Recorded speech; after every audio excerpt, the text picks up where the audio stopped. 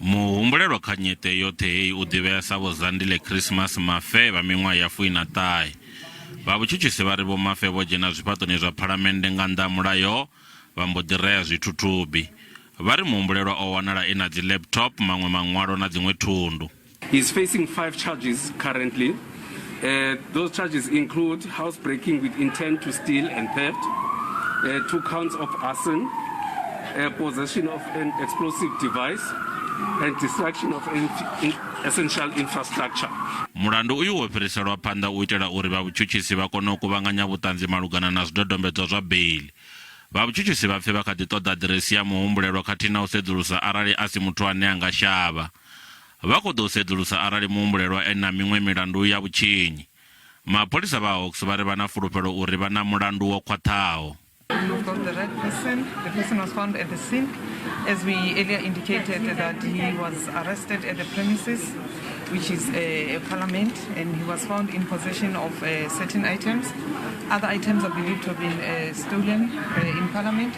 Other items, as indicated, as was also already indicated in court, there are items that were found in his possession, but we cannot explain or give details at this stage, as all those things are still subject to investigation.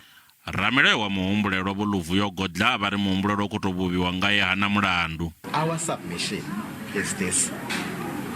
Surely this poor man is made a scapegoat for failures of executive and legislature. Zoralo vha phalamennde na vha tshumelo dza u dzima mulilo vha ri mulilo uyo wo tsima. We had 6 fire engines on scene. They requested an extra 4 fire engines just after 5 o'clock. And since then, the crews have been working throughout the night, and around 11 o'clock last night, they pretty much got the fire under control. Zwa u fhaṱula afho tshinyadzwa nga mulilo zwipfi zwi ḓo ḓura vhukuma. It will require, refurbishment, etc. But after yesterday's flare-up,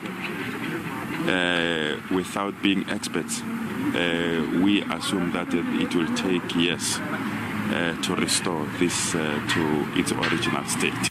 Vha muvhuso vha khou ṱoḓa muhumbulelwa a tshi hweswa mulandu fhasi ya khethekanyo ya vhuṱanu ya milandu, ngeno vho ramilayo vhawe vha tshi ri a hweswe mulandu fhasi ya khethekanyo ya u thoma.